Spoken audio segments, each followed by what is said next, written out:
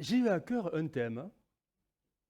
Je suis très thématique en ce moment. Voilà, je fonctionne avec des thèmes. Il me faut des thèmes. Ça me rassure, quelque part. Et là, j'ai eu un thème assez étonnant que je développerai, mais très lentement au fil des mardis, quand j'aurai l'occasion d'apporter la parole, parce que ce n'est pas souvent, finalement, entre Matthieu, Guillaume, l'Apocalypse. Donc, je n'ai pas souvent un créneau, mais ça, tout doucement, sur ce thème qu'on connaît tous, mais je vais le prendre à l'envers, la volonté de Dieu. Dès qu'on pense, et je sais que vous pensez ce que je pense, parce que je l'ai pensé avant vous, dès qu'on dit volonté de Dieu, on se dit, mais qu'est-ce qu'il faut que je fasse pour faire la volonté de Dieu? Eh bien, on va retourner la situation et on va essayer d'imaginer, Bible ouverte, mais qu'est-ce que Dieu, lui, veut faire? Et là, c'est pas pareil. Parce que Dieu, ben, il a son cœur plein de désirs. Et ils sont tous bons, hein? Les nôtres, ils ne sont pas forcément bons. Il a plein d'envies, il a plein de projets. Des fois, il ne peut pas les faire parce que son peuple n'est pas en mesure de se laisser faire. Mais son cœur, sa volonté, elle est bouillonnante. Il a tellement de choses qu'il aimerait faire. Un exemple. Jésus, dans son village, Nazareth, il aurait aimé faire des choses. C'était dans son cœur. Il voulait bénir, il voulait guérir, il voulait. Et au final, il n'a rien pu faire. Voilà. Parce que les gens n'étaient pas en mesure de se laisser faire. Alors, on va essayer de voir, au fil de quelques mardis, finalement, quelques aspects de la volonté de Dieu, non mais pas centrés sur nous, mais vraiment centrés sur lui. Qu'est-ce que Dieu veut faire, et j'ose dire, avec toi. Même pas avec nous, avec chacun de vous. Parce que si c'est valable pour tous, ça prendra une forme différente avec chacun de nous. Alors, si je donnais un titre à cette première déclinaison, je dirais que Dieu veut, et vous allez voir, c'est tout simple, hein, Dieu veut t'aider. Ah oui. Tu sais pourquoi? Parce que sans lui, Dieu ne peut rien faire. Mais ce n'est pas pour autant qu'on essaie quand même de le faire, parfois sans le Seigneur. Et c'est quand on est bien épuisé qu'on se dit, bon, j'ai quand même prié le Seigneur, hein, ça sera mieux. Alors, Dieu veut t'aider. Et peut-être quelqu'un a besoin d'entendre ça. Et c'est vraiment dans le cœur de Dieu d'essayer. Il est tout-puissant, c'est vrai, mais il respectera toujours notre libre arbitre. Mais Dieu veut t'aider dans tes difficultés. Et Dieu sait qu'il le sait, elles peuvent être nombreuses et douloureuses. Alors notre texte, il est celui-ci. On le connaît, mais vraiment par cœur. Du moins, si ce n'était pas le cas, il faut que ça devienne du par cœur. Hébreux 4,16. Est-ce que, ne l'affiche pas. Est-ce que quelqu'un peut le réciter? Hébreux 4,16. 16. 16. 16. 16. Ne trichez pas, Dieu vous voit.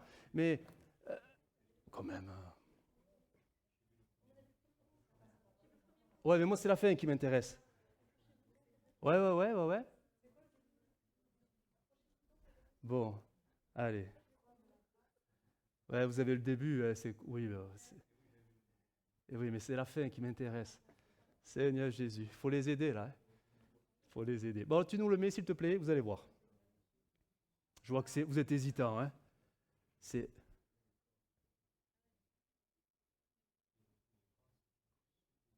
Alors,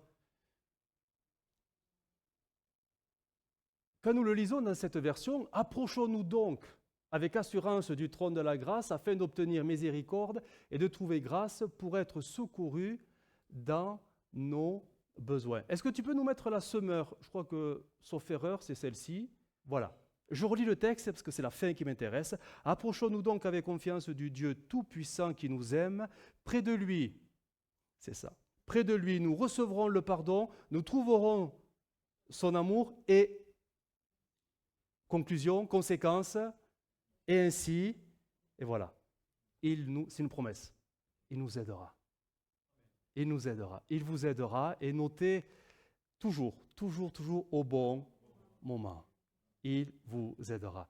C'est un texte, Hébreux 4,16, hein, c'est vraiment un texte, me semble-t-il, à connaître par cœur. Il est aussi important que Jean 3,16, qu'on connaît tous par cœur, mais Jean 3,16, finalement, c'est pour ceux qui ne connaissent pas Dieu. pour qu'il rentre dans le salut. Mais quand on connaît Dieu et qu'on est déjà sauvé, de quoi on a besoin le plus souvent pendant la marche? De son secours, d'être aidé parfois au quotidien, parce que vous avez vu que les difficultés s'empilent si facilement. Les combats, les luttes, les épreuves, et on n'a pas besoin d'être sauvé, on l'est déjà, mais on a besoin de l'aide de Dieu. Et ce texte nous dit, c'est une promesse que si nous nous approchons de lui, pas en jérémiade, hein, avec confiance, avec foi, et si nous restons près de lui, déjà son amour nous renouvelle, nous remplit, et là Dieu dit, ok, je vais prendre en main ta situation, je vais t'aider. Je vais t'aider, parce que je vois que par toi-même, tu ne peux plus. Je vais t'aider. C'est une promesse, et on a besoin vraiment de le réaliser, de le comprendre. Je pense que trop de chrétiens luttent trop avec leurs propres forces et perdent un temps énorme, une énergie énorme. Parfois, il faut vraiment que le brisement soit là pour comprendre que c'était dans les bras de Dieu qu'il fallait se jeter en premier, parce que c'était là qu'était l'aide de Dieu, mais dès le début, hein, dès le début. Alors, d'autres versions, là, elles sont déjà préparées.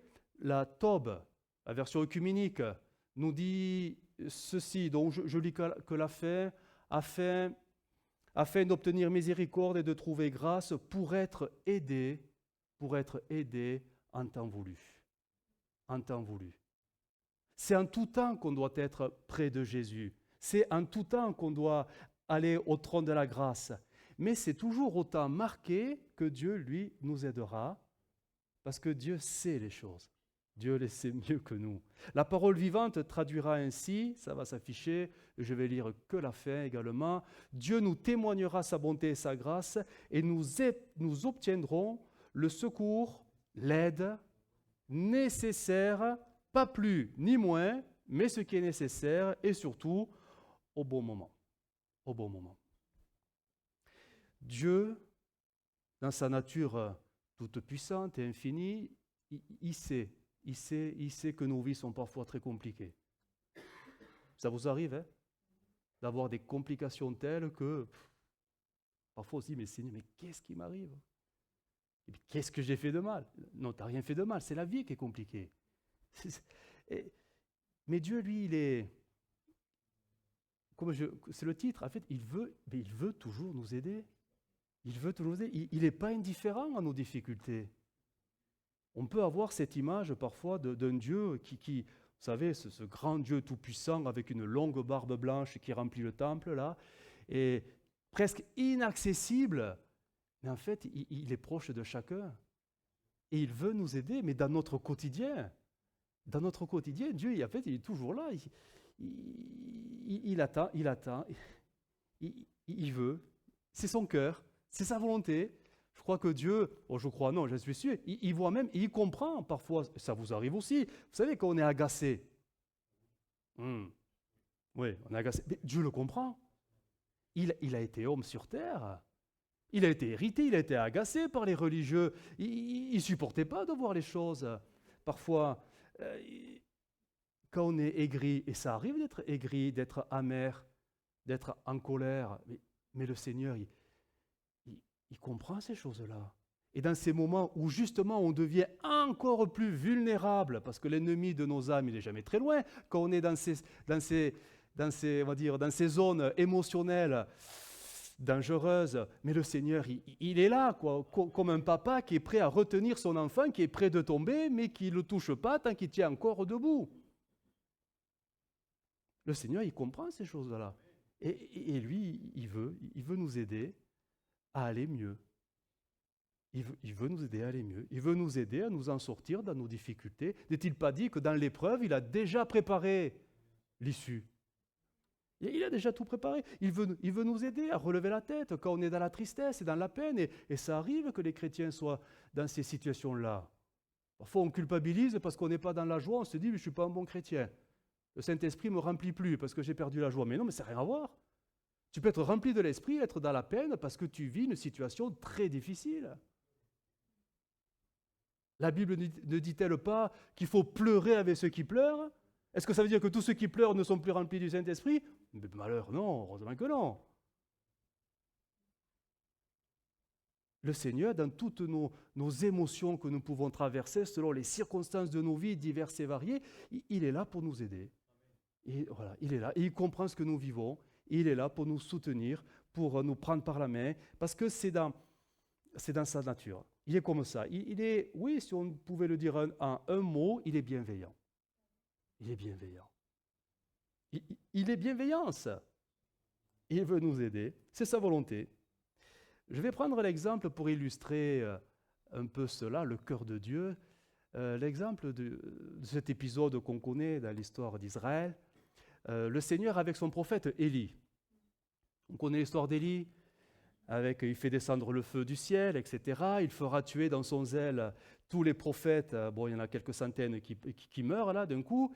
Et là, il reçoit un message, Jézabel, qui lui promet qu'elle tirera vengeance de toute la perte de ses prophètes.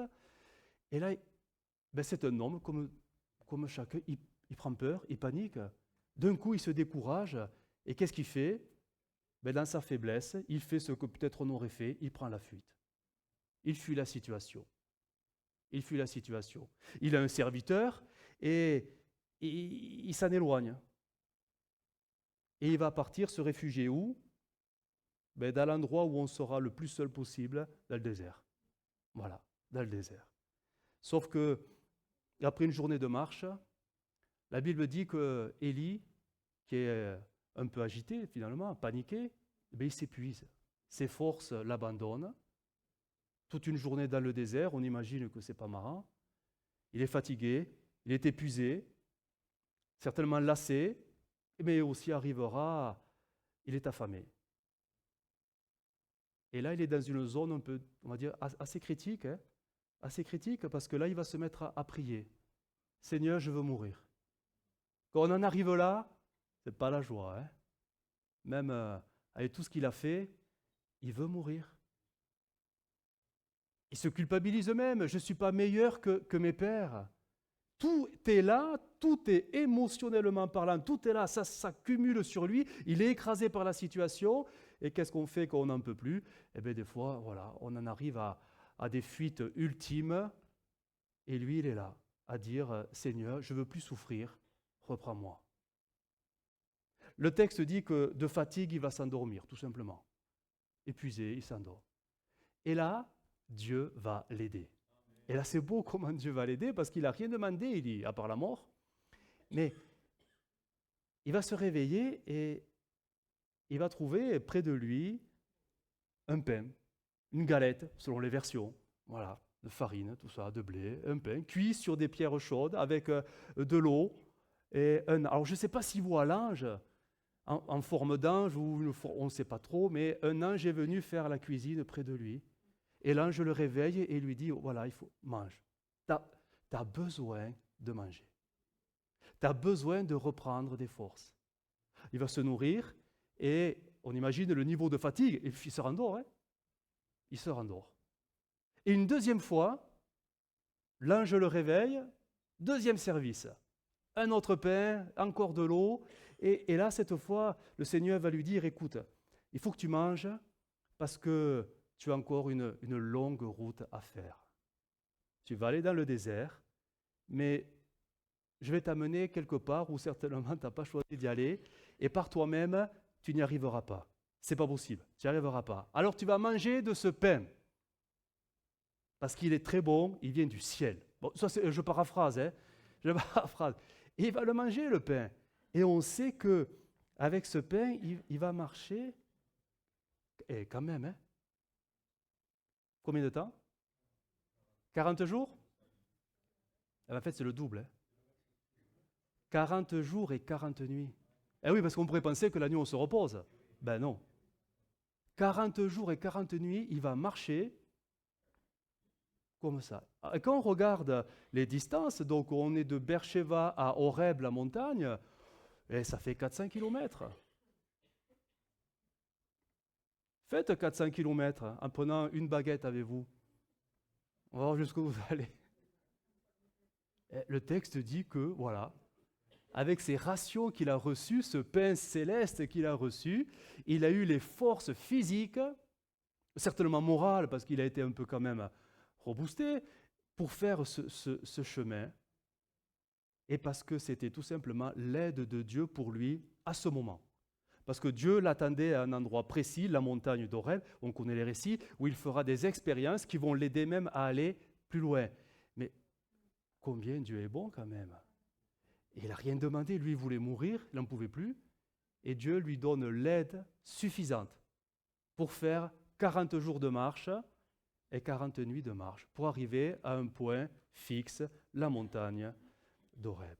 Alors c'était un ange, la Bible dit que c'était un ange qui a été envoyé, Dieu a envoyé un ange, spécialisé dans la cuisine, un boulanger, bon, on ne sait pas trop. Et c'est vrai que la Bible dit que pour nous aider, et ça c'est mystérieux, c'est vraiment curieux, tu nous mets le texte s'il te plaît, Hébreux 14, 1-14 nous dit que pour nous aider, le Seigneur a des moyens assez spectaculaires. On ne voit pas trop ce qui se passe autour de nous, mais la Bible dit que les anges ne sont que des esprits au service de Dieu. Il les envoie apporter, et j'ai choisi cette version parce que c'est écrit comme ça, français courant. Il les envoie apporter de l'aide à ceux qui doivent recevoir le salut. Et c'est nous, les chrétiens, les croyants. Parfois, on a besoin d'aide. Et parfois, Dieu peut nous aider de manière, on va dire, spectaculaire, bien évidemment, où rien ne se produit si ce n'est un miracle. Je pense à Israël et la mer Rouge qui s'ouvre. Bon, là, voilà. Je pense à Élie qui reçoit de la nourriture avec des corbeaux. Bon, voilà, ce n'est pas des anges, les corbeaux, c'est que des oiseaux. Bref, mais là, le gâteau a été envoyé, a été fait, a été fabriqué par un ange. Je me souviens de Jésus dans le désert, il est épuisé après 40 jours de jeûne. Et après avoir refusé les tentations, les sollicitations du diable, si tu es le Fils de Dieu, tu vois les cailloux, fais que ce soit du pain et tu n'auras plus faim. Il dira non, non, non, non, non. Il est dit quoi à la fin? Et des anges sont venus le servir. Quand il a été découragé dans le jardin de Gethsémane, qui est venu l'aider? Oh, c'est pas Pierre, c'est pas Jean, c'est pas Jacques, Oh non, ils étaient un ange. Un ange est venu le fortifier. C'est incroyable, Et peut-être que même sur notre chemin, on ne le sait pas. On n'a pas vu leurs ailes, Elles étaient cachées, invisibles, on sait. Mais peut-être des anges sont venus nous aider, Et il y a des témoignages, où parfois d'une manière, on va dire, providentielle, quelqu'un se présente et voilà, il fait quelque chose qui vous aide à ce moment-là et d'un seul coup après, vous ne le voyez plus trop. C'est l'aide de Dieu. C'est l'aide de Dieu. C'est Dieu qui nous aide quand parfois on lui demande parce qu'on sait qu'on est dans un problème et là, on crie à Dieu. Mais parfois, on est dans des situations où simplement Dieu nous aide parce que c'est dans son cœur et nous, on voulait peut-être autre chose. On voulait peut-être mourir, on voulait, Seigneur, allez, c'est le moment, reprendre l'église parce que j'en ai marre, je ne veux plus souffrir. Non, ça vous est jamais arrivé de prier comme ça? Ouais, mais si, allez, Seigneur, on n'en peut plus, on n'en peut plus. Si tu pouvais reprendre l'église, on en aurait fini des souffrances. Mais c'est une fuite, Il y a tellement d'âmes à sauver. Pourquoi on pense qu'à nous et à nos souffrances? Et parfois, voilà, on fait des rencontres curieuses, et en fait, c'est providentiel. Je ne dis pas que toutes les rencontres sont providentielles, mais parfois Dieu a envoyé des anges nous aider. Et on ne l'a pas vu, on n'a rien vu, mais ça nous a aidés. On a dans les Écritures, bien sûr, plein de textes qui montrent que Dieu est fidèle. Quand Dieu dit « il vous aidera », il en a aidé plusieurs, il vous aidera aussi, il vous aidera. Peut-être avec des anges, peut-être pas, peut-être un miracle, vous aurez droit à un miracle, vous aurez droit à quelque chose qui vous aidera à un moment donné parce que vous êtes dans une situation où il est nécessaire que Dieu vous aide. Et ça, c'est malgré vous, c'est malgré vos prières, c'est malgré ce que vous ferez. Vous pouvez même être en rébellion contre Dieu, que si Dieu estime que vous avez besoin de son aide, il vous aidera malgré vous. C'est comme ça, c'est Dieu. Alors quelques textes. Le psaume 37 vont s'afficher. J'en ai quelques-uns. Psaume 37, verset 34, nous dit ceci, « Si tu comptes si tu comptes patiemment sur le Seigneur, si tu suis le chemin qu'il trace, etc., etc. Verset 39, le Seigneur sauve les fidèles, il est leur refuge au temps de la détresse. Et le verset 40, bien sûr, il leur vient en aide et les met à l'abri, oui, à l'abri des méchants, et il les sauve, puisqu'ils ont eu recours à lui. Il les aide. Ça, c'est les psaumes qui disent ça. Ésaïe 44 nous dit, voici ce que je te déclare, moi le Seigneur, qui t'ai fait, qui t'ai formé dès avant ta naissance et qui vient à ton aide. N'aie pas peur, peuple de Jacob, toi mon serviteur, toi Yeshurun, que j'ai choisi. Là, on est dans la situation après les 70 ans de captivité à Babylone. Dieu lève tout simplement Cyrus, qui va déclarer le fameux ordre, l'édit de Cyrus, la libération d'Israël, pour qu'ils rentrent chez eux, reconstruire le temple. Dieu est venu aider son peuple au temps marqué, 70 ans. Ésaïe toujours 50 nous dit au verset 7, « Le Seigneur me vient en aide, c'est pourquoi je ne m'avoue pas vaincu.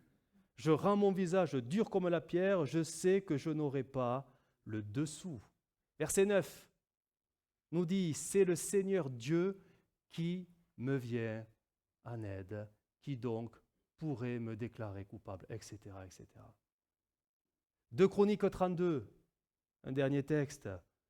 Nous sommes dans une situation terrible pour Israël, où c'est un état de siège sur la ville de Jérusalem, et c'est le roi d'Assyrie, avec le fameux personnage, alors si vous situez l'histoire, Sanchérib, qui est venu menacer. Donc le roi, c'est Ézéchias à l'époque, en disant « Mais Dieu vous aidera jamais, il vous a abandonné, rendez-vous, etc. » Et le Seigneur va se manifester. Avec lui, donc avec ce fameux roi d'Assyrie, il n'y a que des forces humaines. Mais avec nous, il y a le Seigneur notre Dieu, il nous aidera et combattra avec nous. Ces paroles d'Ézéchias, roi de Juda, encouragent les habitants de Jérusalem. Dieu aidera toujours son peuple. C'est dans sa nature. Et ça, si vraiment il y a quelque chose que tu dois retenir ce soir, c'est ça. Je ne sais pas ce que tu traverses, mais Dieu t'aidera. Dieu t'aidera. Que tu sois un bon chrétien ou un mauvais chrétien, peu importe ce que tu ressens, peu importe si tu culpabilises, peu importe, Dieu veut t'aider.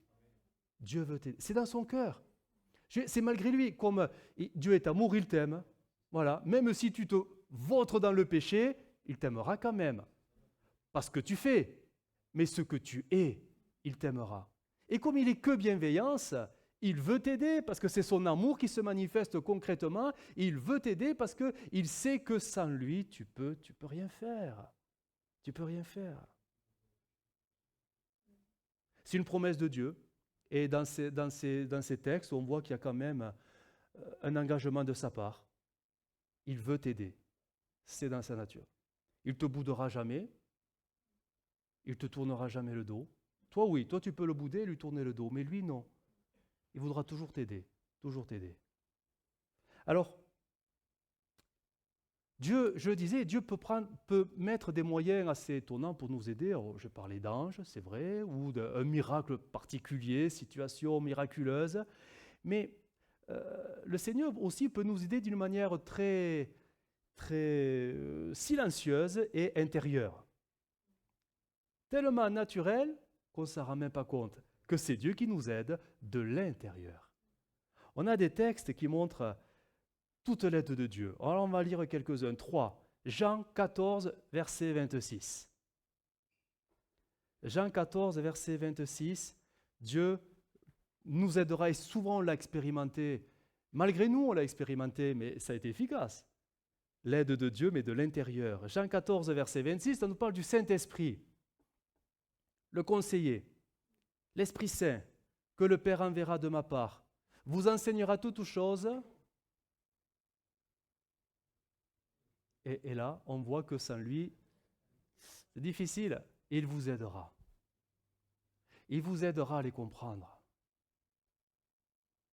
Il vous remettra en mémoire tout ce que moi-même, je vous ai dit. On ne s'en rend pas compte, hein? Mais le Saint-Esprit, il agit de l'intérieur. Il est dans le cœur, mais il agit jusqu'au cerveau, hein? Il nous aide à avoir des pensées, on va dire, un peu plus spirituelles, qui correspondent au cœur de Dieu. Ça ne vient pas de nous, ça vient de lui à nous. Romains 8, 26 nous dit, et on parle du Saint-Esprit qui est toujours à nous, de même aussi l'Esprit. Mais qu'est-ce qu'il fait l'Esprit? Il ne se moque pas de toi parce que tu n'y arrives pas. Il t'aide parce que tu es dans la faiblesse. Car nous ne savons pas ce qu'il convient de demander dans nos prières. Mais l'Esprit lui-même intercède par des soupirs inexprimables. On ne s'en rend même pas compte. Parfois nous prions avec notre pensée, et pour nous c'est naturel parce que c'est nous. Et parfois on peut prier avec la pensée de Dieu, mais on ne s'en rend même pas compte parce que l'Esprit est à nous, mais on prie selon le cœur de Dieu. On ne s'en rend pas compte. C'est l'Esprit qui nous aide. Et Ésaïe 11, 2, alors là c'est merveilleux. Bien sûr, alors ça parle de Jésus, mais ça parle surtout de l'Esprit qui était sur Jésus. Mais l'Esprit qui était sur Jésus, c'est le même, hein? On a le même, hein?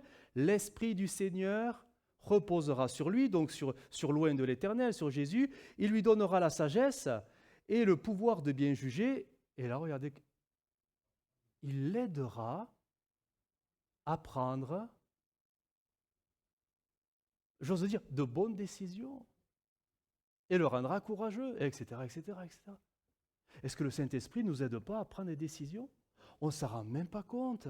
Des fois, on est dans des choix. Alors là, oui, on est au pied du Seigneur. Seigneur, aide-moi à ne pas me tromper, aide-moi à faire le bon choix. Mais parfois, dans des situations qui sont parfois tellement naturelles, mais en fait, c'est le Saint-Esprit qui nous aide, malgré nous, à avoir quand même une pensée spirituelle jusqu'à prendre une décision qui corresponde au cœur de Dieu. On ne s'en rend même pas compte.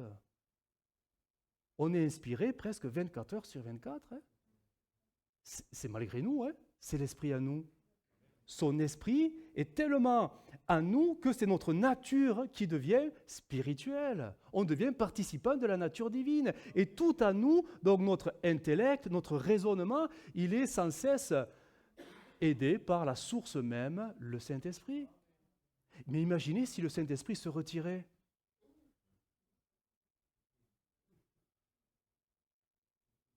Je ne sais pas comment, je ne sais pas. On n'y arriverait pas, hein? On n'y arriverait pas. Le Saint-Esprit, il n'est pas simplement là pour nous aider à vivre de bonnes réunions. Je pense aux dons spirituels quand il nous parle, à la prédication quand elle nous reprend. Mais c'est un aspect de l'action du Saint-Esprit, mais ça, c'est que le temps des réunions. Mais le Saint-Esprit, il est en vous tous les jours. Et tous les jours, il vous aide. Et on n'en est même pas conscient, mais il vous aide tous les jours. Et c'est vrai que parfois, on l'attriste un peu aussi tous les jours, hein, parce que des fois, on n'est pas top. Hein. Mais tous les jours, il nous aide à avoir cette pensée. Il essaie de nous aider, il essaie de nous transformer, il essaie de nous, pas de nous améliorer, mais de nous transformer. De nous transformer. Et ça vient de... C'est l'aide de Dieu à nous. Dieu nous a donné le Saint-Esprit pour qu'il nous aide tous les jours à vivre et à marcher selon le cœur de Dieu. Selon le cœur de Dieu. Regardez, on a même ce texte. Il va s'afficher parce qu'il est incroyable ce texte. Matthieu 10, 19. C'est dans les moments critiques. Quand on vous amènera, alors dans le contexte c'est au tribunal. Ça peut arriver, des situations où, sans aller au tribunal, où on est face à des personnes où, bon, ça va être, là c'est sérieux quoi. Voilà, alors on prie dans son cœur, bien sûr. Mais voici ce que dit le texte. Ne soyez pas inquiets en vous demandant comment allons-nous parler. Qu'est-ce que nous allons dire? Oui, à ce moment, là, pas avant, pas après, mais là. Dieu, en fait, j'ose dire, il vous aidera. Dit simplement, en fait, il vous aidera. Comment? En vous donnant les paroles qu'il faut dire. C'est exactement l'aide dont on a besoin quand on ne sait pas quoi dire face à certaines personnes. Et mais ça se fait naturellement. Et le verset qui suit dit, en effet, ce n'est pas vous qui parlerez, quoique si, c'est toi qui parleras, mais c'est l'Esprit qui t'inspirera, mais c'est l'Esprit de votre Père qui parlera par vous. C'est incroyable quand même. C'est beau ce que l'Esprit fait quand on le laisse faire. Et le Saint-Esprit, il n'est pas là que pour nous donner de belles prières non plus, de belles louanges. Il est là pour nous inspirer face à des situations où on a besoin d'aide, tout simplement. Donc Dieu, oui, Dieu est fidèle dans sa promesse, il t'aidera. D'une manière ou d'une autre, il t'aidera. Parce qu'il s'est engagé vis-à-vis de toi, alors le Seigneur ne peut pas t'abandonner.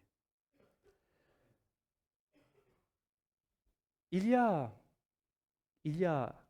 un dicton qui est très connu, mais qui n'est pas dans la Bible. Tout à fait. Peux-tu le répéter à haute voix? Amen. Quand je dis Amen, mais en fait, je ne sais pas s'il faudrait dire Amen, c'est vraiment pas dans la Bible. Vous savez d'où ça vient, cette parole? Vous ne savez pas? Moi non plus, je ne savais pas. Mais ça vient des fables de La Fontaine. Alors ça vient de la fable, alors, j'ai cherché, j'ai lu, parce que je ne veux pas dire des bêtises. Alors, je ne sais pas comment il faut le prononcer, le charretier ou le chartier? Le charretier? Ouais, ok, mais c'est pas comme ça que c'est écrit. Hein. Peut-être qu'un vieux français, chartier. Chartier. Mais si on va dans le dictionnaire, c'est charretier. Alors, chartier, c'est pas joli, hein. Bon, charretier. Le charretier embourbé. Alors, c'est l'histoire de qui? Mais d'un charretier qui est sur une charrette et qui est sur un chemin, mais il pleut. Et comme il pleut, le terrain plein de terre devient boueux. Et comme ça devient de plus en plus boueux, la charrette qui fait son poids, voilà, elle s'enlise. Le charretier, mais il n'est pas du tout content. Alors il se met à rouspéter, il s'en prend à la pluie, il s'en prend à la terre, au chemin, à la charrette, au cheval, il s'en prend à tout le monde et même à lui-même. Bref, tout le monde y passe parce qu'il n'est pas content que sa charrette soit embourbée dans la boue. Et là, il est dit que le charretier va se mettre à prier. Seigneur, fais que ma charrette sorte de cette boue parce que j'ai du chemin à faire et la pendule elle tourne. Je rajoute. Et là, la fable dit qu'une voix du ciel se fait entendre et lui dirait tout simplement, alors je lis parce que une voix lui répond et l'invite tout simplement à travailler la terre pour en retirer lui-même la roue de sa charrette. Et la fable termine par « Aide-toi et le ciel t'aidera ». Moralité, alors c'est intéressant parce que la moralité de cette fable, c'est qu'en fait, ouais, Dieu va t'aider. Bien sûr qu'il va t'aider, il s'est engagé, les promesses sont là, c'est sûr il le fera. Mais aussi, Dieu nous dit, et peut-être qu'il faut l'entendre pour quelqu'un, que peut-être tu as quelque chose aussi à faire. Dieu est prêt à faire sa part, mais toi, qu'est-ce que tu es prêt à faire pour essayer aussi de t'aider toi-même? Alors, en fait, comment on peut s'aider soi-même? Moi, j'ai réfléchi, mais comment on fait pour s'aider soi-même? Qu'est-ce qui nous manque et qui nous éviterait d'être en difficulté? En fait, c'est ça. Parce que c'est souvent quand on est dans la difficulté que parfois on prie le Seigneur, Seigneur, il faut que tu m'aides maintenant. Mais qu'est-ce qui nous manquerait et qui nous éviterait bien souvent de se mettre tout seul en difficulté? Qu'est-ce qui nous manque souvent? Mais si, vous le savez. Mais vous le savez, c'est Jacques qui l'a dit. Jacques 1,5. Par cœur. On le connaît par cœur. Vas-y, tu nous mets Jacques 1,5. C'est simple, hein? Ben oui, évident. Si quelqu'un d'entre vous manque de sagesse, qu'il la demande à Dieu, qui donne à tous simplement sans reproche, et elle lui sera donnée. Mais si on avait un peu plus de sagesse, il y a certainement certaines difficultés qu'on s'éviterait parce qu'on les discernerait. Tout simplement, la sagesse. Et c'est vrai qu'on ne l'a pas, la sagesse. Il faut la demander. Il faut la demander. Et Dieu, il va nous aider, il va nous la donner, il va nous aider. Et alors pourquoi c'est si important de demander la sagesse? Parce qu'on a un texte, alors là, il est merveilleux. Il est merveilleux. Ben, la Bible est merveilleuse, mais celui-là, Proverbe 4:6. En français courant, regardez comment c'est écrit. Ne délaisse pas la sagesse, elle t'aidera. Elle t'aidera. La sagesse, elle t'aidera. Elle t'aidera à ne pas te mettre en difficulté tout seul, parce que tu n'as pas réfléchi. Dieu n'est pas là que pour attraper nos erreurs aussi. D'accord? Dieu sait le bon moment quand il doit nous aider. Mais ça ne veut pas dire qu'il nous aidera tout le temps. Le bon moment, nous, on ne le sait pas. Parfois, Dieu vous laissera vous tromper parce qu'il sait que dans l'erreur, c'est là que vous allez apprendre. Mais parfois, il y a des moments difficiles et critiques qui sait que, voilà, ça ne vous servira à rien si ce n'est à vous faire souffrir. Et c'est là qu'il vous aidera. Dans l'épreuve, il connaît le chemin pour en sortir le plus rapidement possible. Mais la sagesse, forcément, elle vous aidera parce que ça va vous aider à éviter parfois quelques écueils, quelques pièges. Des pièges, alors pas forcément le diable qui vous piège, mais la vie est faite parfois d'opportunités qui ne sont pas forcément intéressantes. Hein. Parfois on a des choix et le Seigneur nous laisse libre aussi de choisir, mais il faudrait faire le bon choix. Et la sagesse, vous aidera. Hein. Et donc, si la Bible nous invite à rechercher la sagesse, c'est que certainement, oui, le ciel nous aidera, mais on peut s'aider soi-même aussi un petit peu quand même. J'ai une part à faire. On le voit bien avec les enfants. C'est normal que les parents soient toujours à côté de leurs enfants pour les aider. Je parle des petits, hein. Mais après, quand on devient grand, adulte, le Seigneur, quand même, il nous laisse un peu évoluer un peu tout seul quand même. Parce qu'on a du discernement, on a de l'intelligence spirituelle, on a de la sagesse. Normalement, avec la marche, on a développé ces capacités, ces facultés-là. Donc, le Seigneur, il nous laisse faire un peu. Mais pour bien marcher, la sagesse, elle se demande tout le temps. Hein. Seigneur, j'ai besoin de ma dose de sagesse aujourd'hui. Vu ce que j'ai à faire, j'ai besoin vraiment que tu me renouvelles dans la sagesse parce que voilà, je ne veux pas mal faire et je sais que j'ai besoin de toi, mais ta sagesse, elle m'aidera. Donc c'est quelque chose qui vous aidera, mais certainement à éviter des difficultés. Parfois, la sagesse vous évitera d'aggraver des situations qui sont déjà bien pénibles et bien lourdes. Ça va parfois limiter les dégâts. Ça va même parfois vous faire gagner beaucoup de temps. Bref, avec la sagesse, on progressera toujours. Mais est-ce qu'on la demande?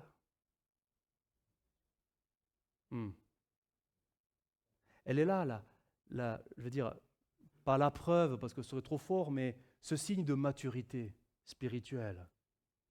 J'ai besoin de ta sagesse, Seigneur. Je sais que tu m'aideras, je sais que tu feras ta part, je sais que tu ne peux pas m'abandonner, je sais que tu enverras tes anges, je sais parce que tu l'as promis, mais si de par moi-même je pouvais améliorer mon chemin pour m'éviter de me blesser moi-même,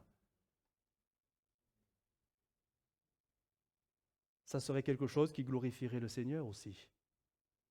On ne peut pas rester simplement des enfants, des bébés spirituels. À un moment donné, il faut marcher. Il faut marcher et être des hommes et des femmes de l'esprit et devenir des modèles et des exemples pour les autres.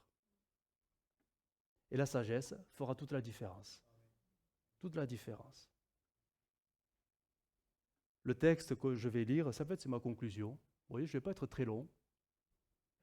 C'est Genèse 49, verset 22.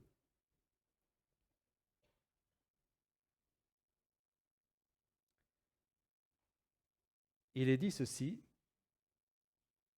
c'est une promesse aussi, faite à son temps, à Joseph, mais au-delà de Joseph, c'est bien sûr on se sent interpellé parce que ça nous concerne. Hein.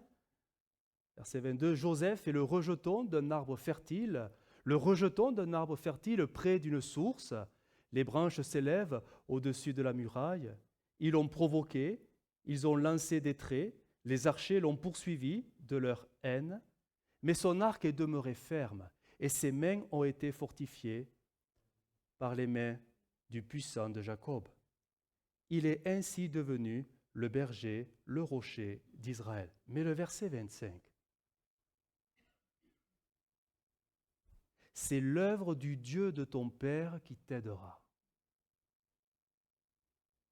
C'est l'œuvre du Dieu de ton Père qui t'aidera.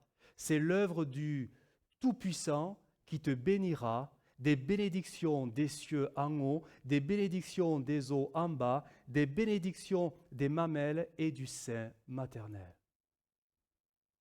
C'est l'œuvre du Dieu de ton Père qui t'aidera. L'œuvre de Dieu, maintenant qu'il nous a sauvés, c'est aussi de nous aider parce qu'il sait qu'on en a besoin. Il le sait. Et son œuvre, elle sera parfaite. L'œuvre de notre Père, je parle de, plus dans le contexte de Jacob et Joseph, mais notre Père, c'est le Père de Jésus. Jésus, c'est notre grand frère. Jésus a été aidé sur la terre. Pourtant, c'est le Fils de Dieu, mais il a été aidé. De divers moyens, il a été aidé. Il n'a jamais été abandonné, sauf sur la croix, mais c'était particulier. Il a été aidé. Et l'œuvre du Père de Jésus, c'est comme si ce texte nous disait, voilà, Jésus nous dit, voilà, l'œuvre de mon Père qui est ton Père sera la même aussi pour toi. Il t'aidera. Il t'aidera. Parce que c'est dans sa nature. Parce qu'il t'aime et il sait que tu n'es que faiblesse. Mais il te demande aussi de faire un peu ta part. De rechercher ce qui te manque peut-être, cette sagesse. On en a besoin tous les jours. On ne l'acquiert pas d'une manière définitive un coup, là, parce qu'on l'a demandé une fois. Oh, certainement pas. C'est quelque chose qui doit se renouveler comme le Saint-Esprit doit se renouveler à nous. Mais la promesse, voilà, elle est là. Il nous aidera. Mais il faut que nous fassions aussi notre part pour ne pas nous mettre nous-mêmes dans certaines difficultés. Parce que c'est dans notre nature aussi. Hein. On est des... Bon, ce n'est pas flatteur ce que je vais vous dire, mais vous comprenez qu'on est des bourriques. Hein. On est des ânes et des mulets. Parce qu'on ne sait pas être sensible au cœur et à l'action du Saint-Esprit, alors que tout en lui est aide, et il voudrait tellement nous aider. Il suffit de se laisser aider et de rechercher la sagesse aussi pour comprendre les situations. On prie le Seigneur.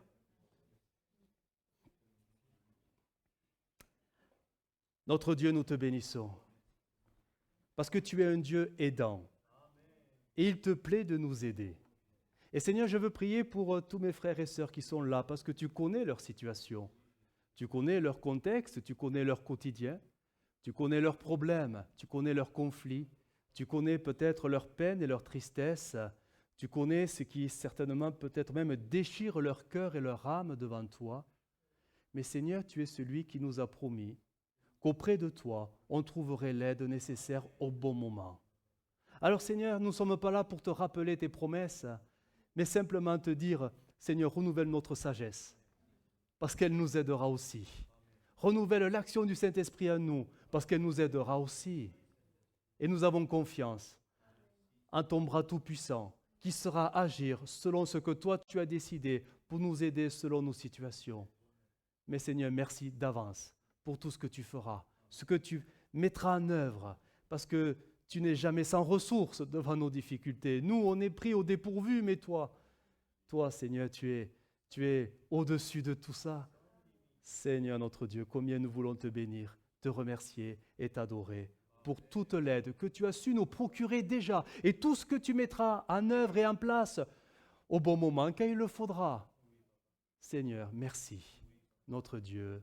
Amen. Ton nom est plus haut,